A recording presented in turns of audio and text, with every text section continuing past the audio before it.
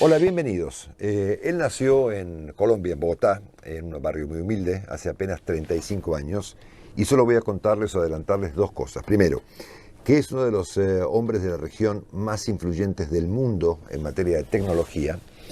Y segundo, que esta conversación nos va a dejar a todos pensando mucho durante muchos días.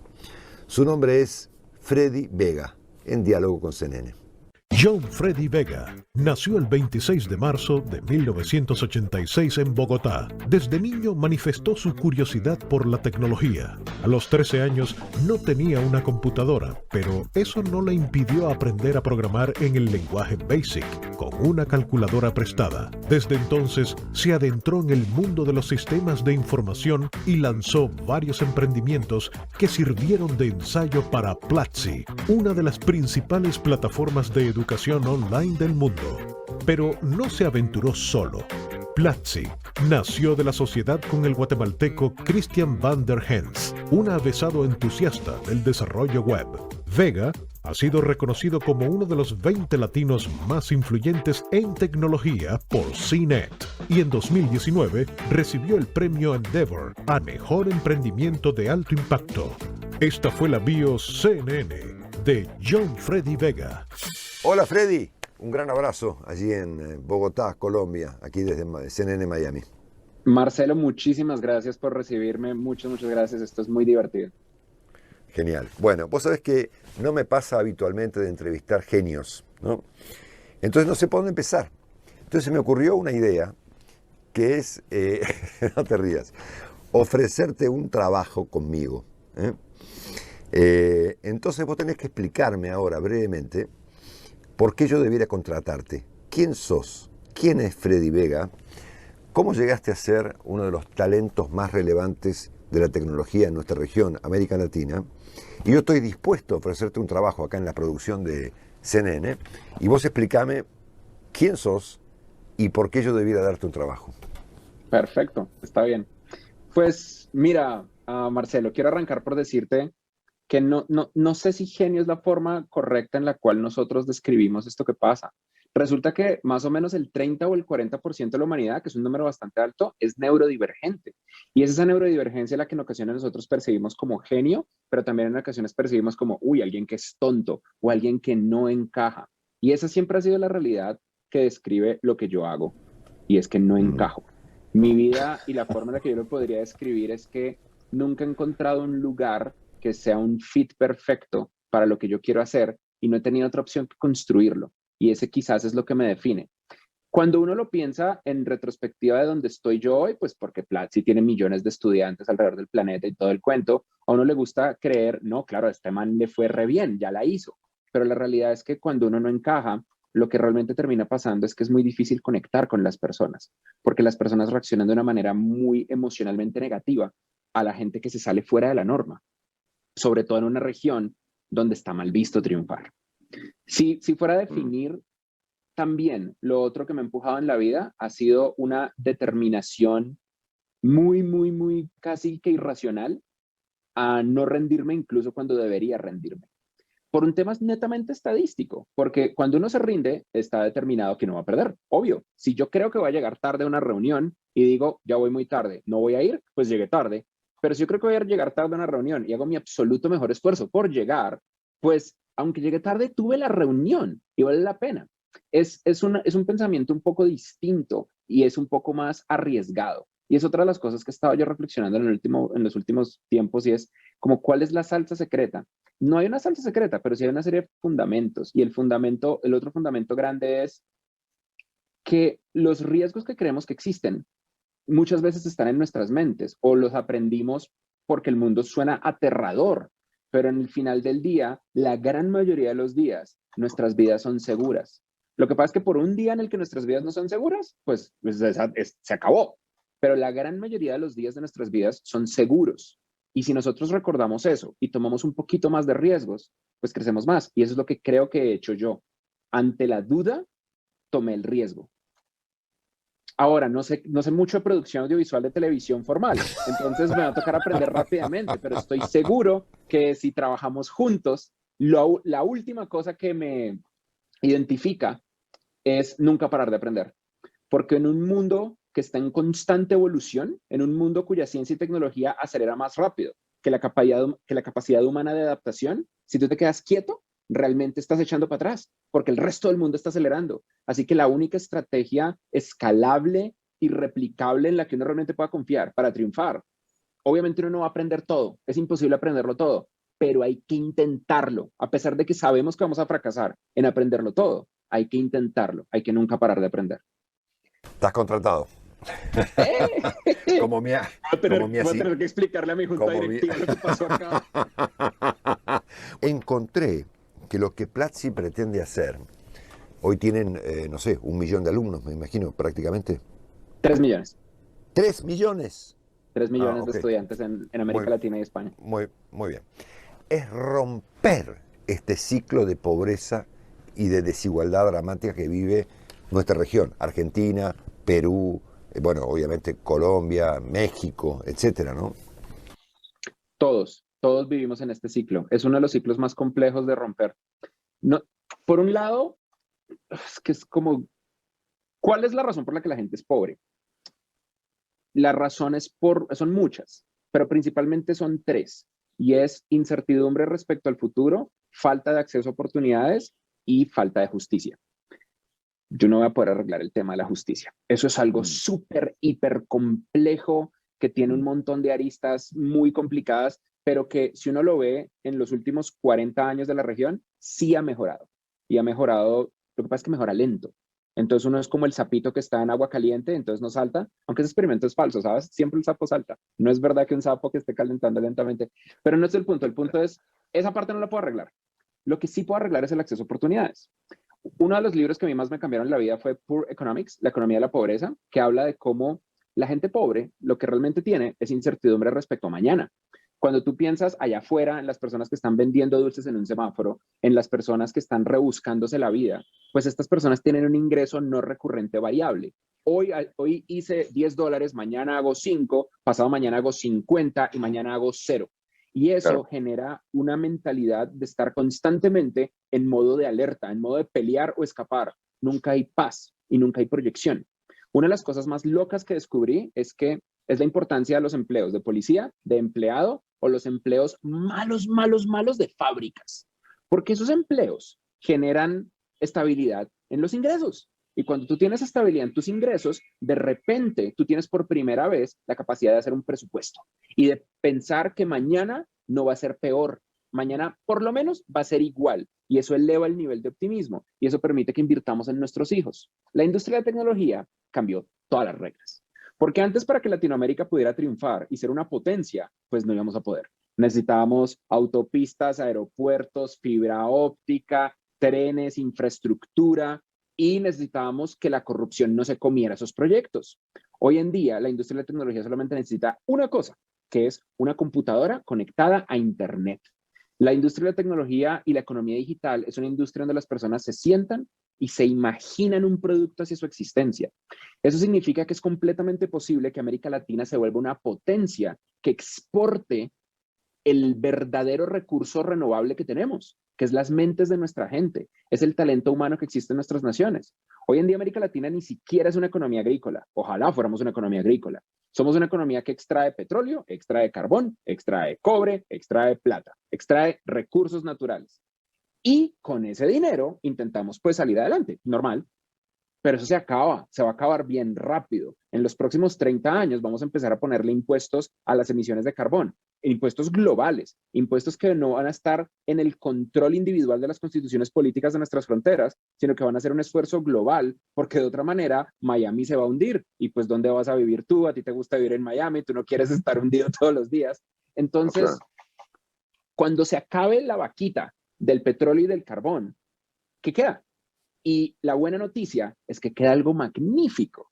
América Latina es la tribu conectada entre fronteras más grande del mundo, a pesar de ser diferentes países. Un mexicano y un argentino pueden ser amigos instantáneamente. Un chileno y un peruano pueden ser amigos instantáneamente. Eso no pasa en el mundo árabe, a pesar de que están conectados. Eso no pasa en el sureste asiático. Eso pasa en China, porque es un país gigante, más o menos en la tribu anglosajona, pero están en diferentes zonas horarias. Nosotros estamos en la misma zona horaria y estamos en la misma zona horaria del mercado de consumo más grande del mundo, de Estados Unidos. pero solo el 6% de los latinoamericanos hablamos inglés conversacional. Solo el 12% logran ir a la universidad. El 88% tiene que vivir la vida con un diploma de bachiller. Y el ir a la universidad hoy en día todavía es el ticket mínimo de acceso a la clase media, pero con la tecnología ya no. Ese es el trabajo. Claro. Hacemos una breve pausa. Estamos escuchando a quien a mí personalmente me resulta un genio. Se llama Freddy Vega. Ya venimos.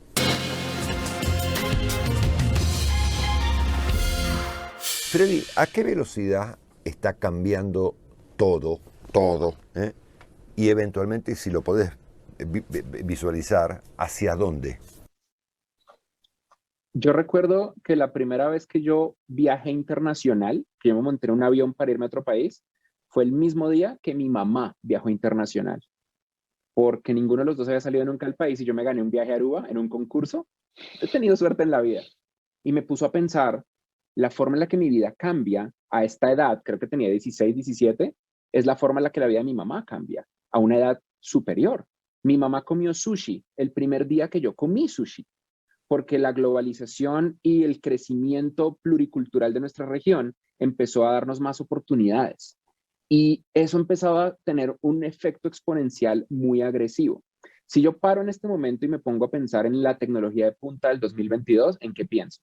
Existe una cosa que se llama CRISPR-Cas9, que es capaz de editar el código genético de seres vivos mientras están vivos. Y ya hay experimentos para curar la anemia. Las vacunas están principalmente hechas con una tecnología que se llama ácido ribonucleico mensajero, que básicamente nos va a permitir en una semana para el próximo virus lanzar la próxima vacuna, sin contar obviamente los estudios de seguridad. En este momento es absolutamente normal que todos tengamos un ladrillo de vidrio en nuestros bolsillos que nos vuelve superhumanos. Y eso es una cosa que no sé si nosotros nos ponemos a pensar.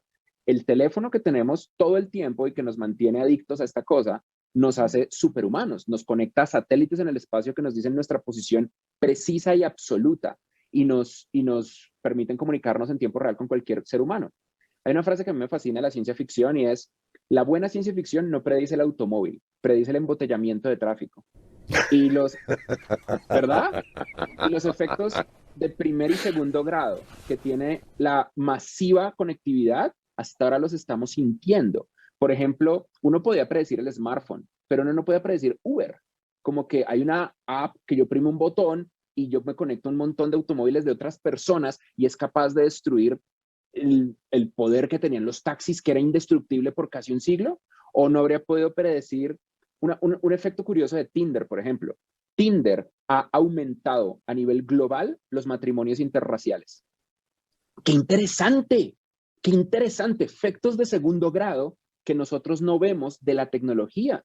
¿Cuál va a ser el efecto de segundo grado de que de repente todo el planeta entero entendió que no todas las carreras hay que aprenderlas presencial? Que la educación no tiene que ser una cajita donde metemos a 40 personas que son incidentalmente vecinos y hágale, ustedes aprenden al mismo ritmo. ¿Por qué? Porque así se le paga a los profesores. ¿Y qué pasa si yo pierdo un examen? Ah, normal, usted pierde 6 meses de su vida. ¿Por perder un examen? Sí. Sus papás están ok con esto. Y si soy un niño o un adolescente y ese día se me murió el perrito y no pude rendir en el examen, todo bien, repite el año. ¿Cómo así? ¿Pierdo un año de mi vida entero? Sí, normal. Y todos estamos ok con ello. Los papás estamos como, sí, es que el chino aprenda. Todos estamos todos aceptamos un status quo no basado en ciencia. Pero entonces, ahora que la pandemia nos demostró que hay otras formas de aprender, que hay otras formas de trabajar, hay empleos remotos que nunca en la vida van a volver a ocurrir en una oficina. Hay cosas que cambiaron para siempre. Y lo que a mí me gusta es pensar no en el automóvil, sino en el embotellamiento. ¿Cuáles son estos efectos de segundo grado? ¿Cuál es el efecto de segundo grado de que empecemos a curar en tiempo real la mayoría de las infecciones y que no dependamos de los antibióticos? ¿Cuál es el efecto de segundo grado de que ahora sí nos esté cayendo los efectos del cambio climático? Es fascinante. Y vuelvo a un fundamento primario y es, lo que hay que hacer es nunca parar de aprender, manejando la angustia de no lograrlo, porque nunca parar de aprender incluye un corolario y es que uno va a fracasar. Yo puedo sentarme a tratar de aprender de microchips y no lo voy a lograr, no voy a aprender de microchips, pero por lo menos el intentarlo me mantiene más adelante del resto de la humanidad. Es de estas cosas que son tan simples en principio, para tan difíciles en la práctica, porque uno tiene como una narrativa muy cruel en su mente. Uno constantemente se está diciendo, yo no puedo, yo no sirvo para esto, esta vaina no es para mí, principalmente porque el sistema educativo nos dijo, si usted no aprende al mismo ritmo de las otras 40 personas aleatoriamente seleccionadas en este salón, usted es tonto. Y no es verdad. Voy a tomar, Freddy, algunas ideas tuyas para convertirlas en preguntas, porque quiero escucharte esto con mucha atención. Primero, que América Latina debe pegar un salto, como si estuviéramos, dijiste alguna vez, en una guerra. Dijiste también que las personas tienen que tener conocimientos múltiples. Planteaste que una empresa remota es más sólida que una empresa no remota hoy en día, y que la educación debe cambiar y educar por temas y no por ciclos, ¿no? Son ideas, obviamente todas, yo las adhiero, firmo todas ellas, ¿ok? Y me gustaría mirarlas una por una de ellas. América Latina, ¿cuán desconectados estamos de este mundo que viene, que vos planteás? ¿Y cómo es ese salto que debiéramos dar los latinoamericanos? Qué buena pregunta. América Latina no está tan desconectada. A nosotros nos gusta mucho ser muy negativos y decir, no, es que estamos juntos, es que todo está mal, es que bla, bla, bla. Creo yo que la razón por la que a nuestra región le gusta esta lucha de la negatividad, esta competencia de quién tiene el peor país, es porque nos quita la responsabilidad de arreglar todo. Nos hace sentir, claro, si nuestro país está mal, el problema no soy yo, el problema es el resto. Y yo no tengo nada que ver. Y no estamos tan mal. Mercado Libre es más grande que Twitter. Mucho más grande que Twitter. Es una de las empresas más grandes del planeta y es una empresa argentina. Sí, pero vos sabés que el gobierno argentino tiene muchas dificultades para convivir y estimular a las startups en Argentina, especialmente a Mercado Libre. Su dueño tuvo que irse del país. A Uruguay. Exacto. Lo vi.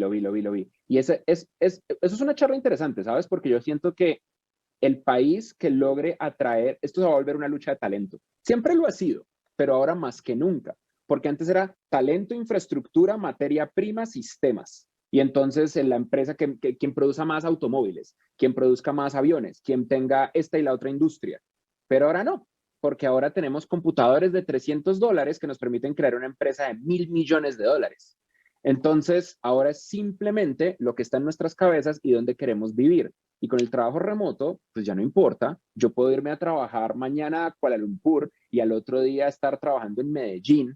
Y mientras esté cumpliendo y tenga una cultura asíncrona en la compañía de trabajo, pues todo bien. La lucha es una lucha de talento. Y ese es quizás el punto. El punto es, Latinoamérica está viviendo una bifurcación extrema entre el mundo de nuestros papás y el mundo en el que vivimos.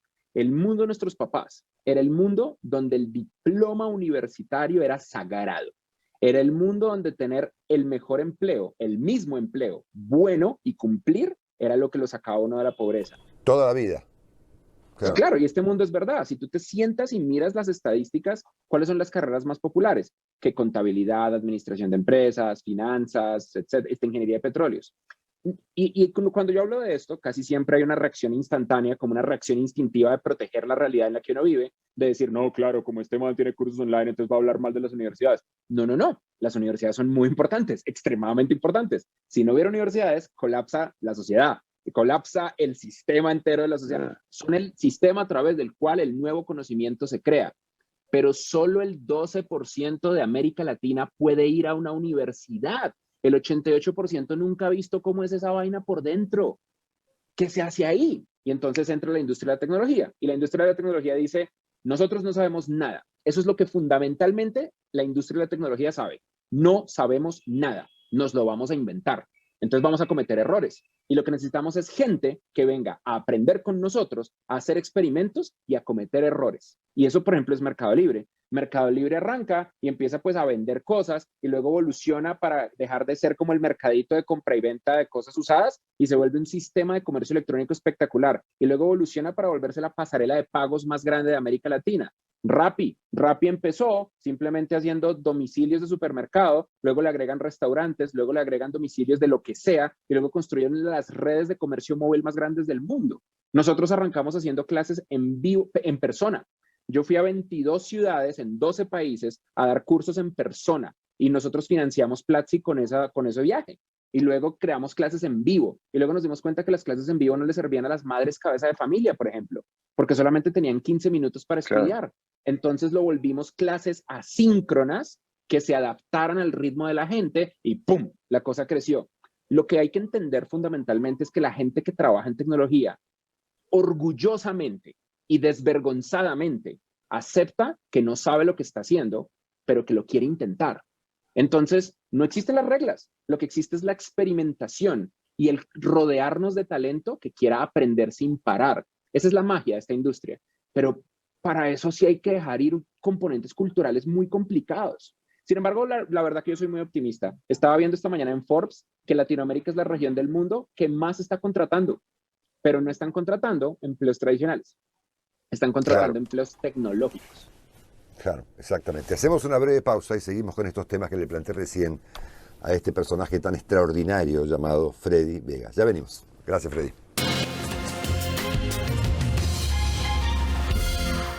Freddy, te planteo ya con un poquito más de velocidad porque tengo muchas ganas de hacerte muchas más preguntas de las que pensaba, por dos temas. El trabajo remoto y la educación por temas, ¿no? Ustedes han convertido a Platzi en una compañía totalmente remota. Recién hablé antes de esta entrevista con una persona de tu equipo que estaba, por ejemplo, en Toronto, ¿no? Conectada a esta misma computadora aquí desde... Yo estoy en Miami, vos en Bogotá y tu funcionaria estaba en Toronto, ¿no es cierto? ¿Crees que el trabajo remoto, yo creo eso, obviamente, quiero saber tu opinión, que tiene más fundamento que la mía, si crees que ha llegado para quedarse? No solamente creo que ha llegado para quedarse, sino que es como una de esas, es la definición de una caja de Pandora. ¿Sabes que yo no creía en el trabajo remoto antes de la pandemia? Platzi tenía un edificio en Bogotá y teníamos un penthouse en Ciudad de México y una oficina carísima en San Francisco y contratábamos ahí talento, porque yo creía lo que creen muchos de los empresarios hoy en día, es que si yo no veo a la gente, no funciona. Si ellos no se hablan entre sí, no van a innovar. Es que la innovación requiere que uno esté cerca, requiere creatividad. Y no significa que los empresarios estén equivocados, ¿sabes? Lo que significa es que no tiene que ocurrir todo el tiempo. El trabajo creativo, que es básicamente lo que hacen las personas que hacen software o que las personas que escriben, las personas que diseñan, las personas que hacen marketing, el trabajo que hacemos con una computadora es trabajo creativo. Y ese trabajo es sentarse a crear una estructura mental y luego convertirla en un producto, en un contenido, en una idea palpable. Y cuando hay interrupciones, esa estructura mental colapsa como una casa de naipes. Y las oficinas del mundo prepandemia eran un jardín de interrupciones. Entonces, de repente, sí, es verdad, todos durante el primer año y medio de la pandemia trabajamos o en la cama o en la mesa del comedor, pero eventualmente nos adaptamos a un punto que la arquitectura cambió. Cambiaron, Brasil ofrece una visa para ir a trabajar remoto. Medellín en Colombia se está llenando de extranjeros que llegan a trabajar remoto. Una de las inversiones más fundamentales de los pueblos y lugares alrededor del mundo que lo que quieren es incentivar turismo, ya no es hacer la casita más bonita o más hoteles, sino mejorar la conectividad a Internet. Y eso nos pone a pensar, cualquier empleo que se pueda hacer con una computadora es un empleo que puede ser remoto. Y claro, las empresas locales puede que no se adapten. Y normalmente no se adaptan porque les cuesta plata adaptarse. Yo acabo de invertir en este edificio, ¿cómo no lo voy a llenar de gente? Claro. Pero cuando las personas descubren la magia del trabajo remoto, pues ya no quieren trabajar para esas empresas. Y estamos en el punto donde la cultura corporativa también cambió. Antes el trabajo era una cosa gloriosa que gracias, señor empresario, por dármelo. Hoy es el empleo lo que realmente importa. Hoy es el talento de la gente que todo el mundo está compitiendo para obtenerlo. Y eso es algo que no va a volver. Esa caja de Pandora no se puede cerrar. Mi recomendación más fuerte a todos los empresarios que puede que nos estén viendo es que se arriesguen. Van a perder muy poquito y no saben la magia que es contratar a una persona absolutamente brillante en un pueblito de 1000 personas en la mitad de la nada, mientras tengo una computadora conectada a internet. Y pues véanse 2 o 3 veces al año. Eso es lo que hacemos en Platzi. Nos vemos 2 o 3 veces al año. Y ya. Ha planteado, Freddy, algo muy revolucionario, por lo menos lo sería para mi país, para la Argentina, que es la educación no por ciclos, sino por temas. Háblame un minuto de eso. ¿Cuál es la diferencia entre una persona que aprende inglés en 3 años o en 10 años y la diferencia de una persona que aprende inglés en 3 meses o en un año? La diferencia es nada, pero nuestra cultura no nos permite aceptar esto. Si yo me demoré como 10 años en aprender inglés, más o menos, porque pues yo no crecí en un entorno donde nadie en mi familia hablara inglés, en mi escuela no enseñaban inglés, me demoré como 10 años y ahora tengo un inglés conversacional relativamente bueno, C1, C2, de acuerdo a mis inversionistas. Y hay personas que les pagaron el mejor curso del mundo y que les pusieron tutores y que les mandaron de viaje, bueno, si los mandan de viaje a Miami no aprenden inglés, pero los mandaron de viaje a algún lugar donde se hablen inglés y aprendieron en 6 meses. Entonces, ¿qué? ¿Esa persona es un genio y yo soy bruto? No, pero nosotros realmente creemos esto.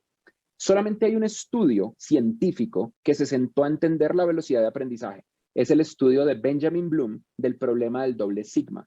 Él demostró científicamente y de manera replicable que el tiempo que te demoras aprendiendo algo tiene 0 impacto en la forma en la que lo aprendes. Pero es de nuevo esta narrativa cruel que nos contamos a nosotros mismos, que cuando estamos aprendiendo lento nos comparamos con otras personas y decimos, yo no sirvo para esto. Los seres humanos somos la especie dominante del planeta Tierra. Nosotros podemos planear una invasión, salvar una vida, criar un niño, cocinar, armar una casa. Vamos a hacer lo que se nos dé la gana. Lo que pasa es que la sociedad del pasado instantáneo del que estamos hasta ahora saliendo tenía muy fuerte esta idea de que hay una carrera. Entonces hay una combinación de 2 cosas. Una es, la velocidad en la que aprendes no importa, lo que importa es que nunca pares, que nunca, nunca, nunca, nunca pares. Y la otra es que no tienes opción.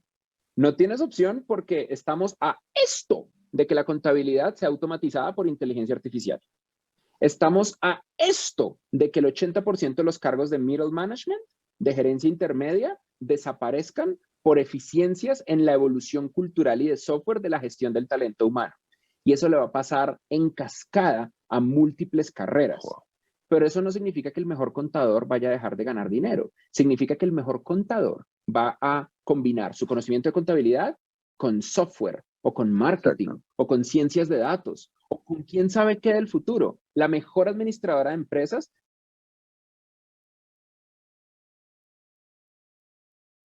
también va a ser la mejor persona en encontrar formas humanas de liderar y también va a ser la mejor persona en ser coach y también va a ser la persona que más sabe cómo coordinar las reuniones en tiempo real online versus las reuniones presenciales. Las mejores profesiones del mundo no son una profesión, son una intersección de conocimiento. Exacto, exactamente. Hablamos de eso en un segundito. Es Freddy Vega, ya venimos.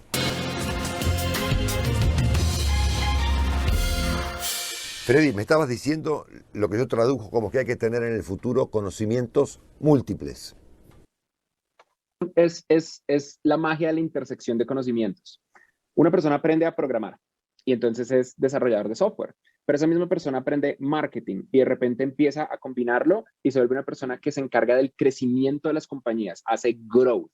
Y esa persona que sabe software y marketing de repente aprende diseño. Y con aprender diseño se vuelve una persona que crea productos, los promueve y los hace crecer. Y de repente esa intersección le pone a pensar, quizás yo debería ser emprendedora, quizás yo debería crear compañías. Yo lo que he encontrado a las personas que emprenden, que crean compañías, es, por un lado, un apetito al riesgo, que eso es como inevitable, pero más importante que eso, una ingenuidad absoluta, el no saber en lo que se están metiendo. Y claro, como tienen esa ingenuidad, pues arrancan y le dan, y eventualmente uno se estrella. Tener una compañía, y esto lo veo yo todos los días en mi compañía, es como una montaña rusa que no para. Es un show caótico extremo, no importa el tamaño. Yo les aseguro que Satya Nadella se levanta todos los días, mira Microsoft y dice, ¡oh, maldita sea! Y arranca y empieza a hacer su mejor esfuerzo, porque entre más grande el show es más grandioso. Pero hay gente que le gusta eso. A mí me gusta eso. A mí me parece, la peor noticia que me pueden dar es que me aburra o que tenga una vida estable. Y la cultura nos dice que la vida estable es lo correcto. pero es que la realidad eventualmente nos va a borrar. ¿Ustedes creen que los taxistas se imaginaron Uber? ¿Qué le estará pasando en este momento a las grandes superficies, de los supermercados, ahora que las apps de supermercado están borrando que la gente, yo voy al supermercado de mi barrio y soy el único tonto que está haciendo fila con una bolsa de huevos, porque todo el resto son empleados de una app llevándole a alguien. Claro, Qué interesante ver estos cambios en nuestra esperanza de vida. Exactamente. Freddy, te escuché una conversación con quien entiendo es tu socio en Platzi, el señor Christian van der Henst, ¿ok? Que me pareció otro genio. Vos hablaste de un tema que a mí me tocó muy de cerca y yo presumo que a muchos de nosotros que estamos aquí escuchándote también nos va a tocar de cerca, que son los traumas que genera haber vivido, haber nacido en la pobreza, ¿no es cierto? E incluso te he escuchado decir que hasta en algún momento te ha dado culpa, ¿no es cierto? Y yo me quedé, después de escuchar esa entrevista, esa conversación en YouTube, vos sabés que la volví a ver. La terminé y la volví a ver. Entonces dije, ¿debo estar loco o este tipo es muy genial y está diciendo algo muy cierto? Contame esa historia. ¿Por qué vivir en la pobreza te genera culpa? Y esa cultura del intercambio que promueve el hecho de haber vivido vos en un barrio pobre de Bogotá, ¿no es cierto? Tratemos de acotarlo porque el problema en Latinoamérica es que como el 80% de nuestra región, el 80% de nuestra gente vive pobre, la pobreza tiene muchísimos esquemas. Hay pobreza extrema, hay pobreza intermedia. Entonces a lo que me refiero es a crecer en un entorno de escasez. La gran mayoría de las personas que me están viendo, que nos están viendo y escuchando, probablemente, simplemente por estadística, crecieron en un entorno de escasez. En un entorno donde querer algo no era lo mismo que obtener ese algo. En un entorno donde el esfuerzo requerido para obtenerlo era inmenso, en ocasiones imposible. Que lo que sea, desde los casos extremos, que es comida, hasta los casos menos extremos. Yo, por ejemplo, no tuve una computadora hasta que tuve 16, 17 años. Antes de eso, yo buscaba que me prestaran tiempo en computadoras de otros de una manera obsesiva para poder aprender tecnología. Lo que yo descubrí y lo que creo que todos descubrimos es que en un mundo de escasez, todo es transaccional, todo es un intercambio. Nosotros tenemos estas fantasías de la pobreza que nos gusta comunicar, en las cuales todas las regiones pobres son de personas que se ayudan entre sí, porque no hay nada más bonito que ser pobre, y el dinero es lo peor, ¿no? El dinero es malo, eso es una cosa horrible que... Pues claro, si tú crees que el dinero es malo, pues nunca vas a tener dinero, porque siempre que tengas la oportunidad vas a dar un paso al lado para que no te ocurra. Pero el dinero no es ni malo ni bueno, el dinero es un fenómeno emergente de la sociedad. Con la excepción de la sociedad quechua, todas las sociedades en el planeta generaron una versión de dinero, todas de manera independiente y paralela. Es un fenómeno emergente de ser de la tribu, de la especie humana. Pero entonces, ¿qué pasa cuando hay escasez? Que yo le pido un favor a un vecino y el vecino se va a acordar. El vecino se va a acordar y luego me lo va a cobrar. Y entonces uno empieza a tener un miedo que está fundamentado en psicología. Es el miedo al principio de reciprocidad. Es que si alguien me da algo, se lo tengo que dar. Entonces uno empieza a no aceptar favores y a no pedir favores. Lo que termina pasando, y esto me pasa, yo veo la diferencia entre otros fundadores de compañías como yo, que nacieron en familias de dinero, y los que como yo no nacimos en familias de dinero. Y la diferencia fundamental es que los que nacieron en familias de dinero piden ayuda de una manera desvergonzada. Y eso es lo que hay que hacer. Ellos tienen el 100% de la razón. Hay que pedir ayuda de una manera desvergonzada. Ellos constantemente me dicen, Freddy, ayúdame a mandar esto. Freddy, ¿me puedes entrevistar a esta persona? Freddy, consígueme tal. Y yo no, yo vivo en una parálisis de decirle, usted me puede decir cómo hizo esta estrategia, porque me da miedo el principio de reciprocidad. ¿Por qué a ellos no les da miedo el principio de reciprocidad? Porque no lo vivieron. Porque cuando son niños en un entorno de riqueza, en un entorno donde no hay escasez, quiero esto, aquí está. Hey, ¿me haces este favor? Toma. Claro, no hay culpa ahí. Ni culpa ni miedo. Ni culpa ni miedo. Claro. Y aquí hay que acotar dos cosas. Una, muy importante, uno no tiene la culpa de la familia en la que nació, porque eso no lo elige uno. Uno no tiene la culpa de nacer en pobreza y uno no tiene la culpa de nacer en riqueza. Lo que uno sí tiene es la obligación de usar eso para el bien. La obligación de que si uno tiene un privilegio, ¿cómo lo vas a usar? Eso sí tiene total sentido, pero uno no tiene la culpa de donde uno creció. Eso simplemente es donde uno creció. Y la otra es que pedir ayuda de una manera desvergonzada es excelente. Obviamente hay que ayudar a otros. Obviamente la reciprocidad no es algo malo, es algo fundamental, inherente de ser humano.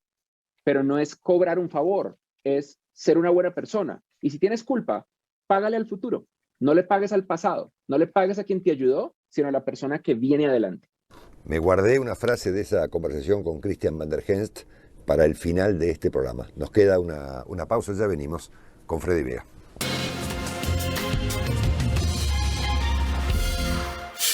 Freddy, tengo 50 preguntas en 6 minutos, pero que me importan mucho. Primera, ¿te preocupa el futuro de la democracia en nuestra región? Muchísimo. La democracia se ha demostrado como el sistema más eficiente, no importa lo que muchas personas digan, para aumentar la calidad de vida. La democracia, ¿y sabes cuál es uno de los fundamentos de la democracia? El periodismo. Si no tenemos un periodismo investigativo sólido, la democracia fracasa. ¿Te preocupa el futuro de Colombia? No necesariamente, ¿sabes? Colombia es un lugar muy complejo y muy problemático y muy lleno de diferentes aristas. Y no sé si yo confío en el sistema colombiano y en la institucionalidad colombiana, pero he visto lo que los colombianos hacen una vez tienen un poquito de recursos. Y después de lo que pasó en los últimos 2 años, no tenemos un poquito, tenemos un montón de recursos. Falta ver qué hacemos con eso. ¿Conoces a Mark Zuckerberg? Lo vi una vez de lejos, pero no hemos charlado nunca, pero sí lo vi de lejos. ¿Te cae o no? Ok, voy a dar la respuesta no tan larga.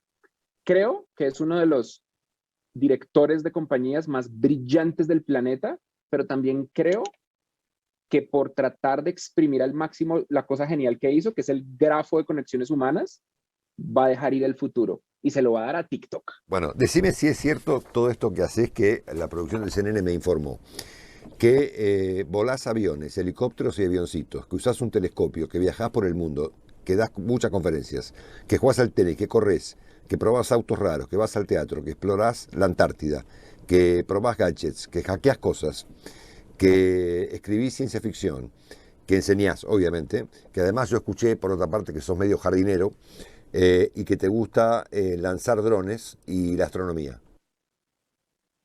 Todo es verdad, con un asterisco, porque lo que tengo es una curiosidad, lo que tengo es curiosidad. A mí tengo curiosidad y una baja capacidad de estar aburrido. Si me empiezo a aburrir, me desespero. No puedo volar solo todavía, no puedo volar solo aviones y no puedo volar solo helicópteros, tengo que volar con mi hermano. Mi hermano es el que vuela de verdad, pero sí sé despegar, sí sé aterrizar, sí sé hablar con la torre de control. Me fascina la aviación, me fascina. ¿Sabes cuál es mi objetivo personal? Mi objetivo personal egoísta. Mi objetivo personal egoísta es ir al espacio y cada vez es más fácil. Bueno, decime, ¿no crees que existe, como han planteado algunos filósofos, sobre todo europeos, algunos americanos también, que el exceso de tecnología puede volvernos a todos manipulables? Sí, es que ya pasa. Nosotros comparamos la humanidad previa a la Segunda Guerra Mundial y nos burlamos un poquito cuando vemos de historia de la forma en la que Alemania manipuló a su pueblo y lo que hizo Japón y lo que hizo Rusia y todo este cuento, pero hoy en día hay personas que no tienen ningún problema con ir al médico a hacerse, por ejemplo, una colonoscopia, pero sí tienen muchos problemas con ponerse una vacuna. ¿Por qué? Porque no he hecho todavía mi investigación, porque tal, pero la colonoscopia no hay ningún problema, eso es un robot, no importa, sí, bienvenido el robot. ¿Por qué? Porque todos somos víctimas de la propaganda. Sí, la desinformación es más fácil con tecnología, pero entonces, ¿qué? ¿Paramos el progreso del mundo? No, aprendemos a adaptarnos y esto pasa en cada revolución tecnológica. Esto es como cada vez que una generación nueva escucha la música de los jóvenes y dicen, uy, estos jóvenes de hoy en día. En todas las generaciones pasa. Lo mismo es la tecnología. No vamos a salir del hueco quedándonos quietos, sino construyendo un cohete.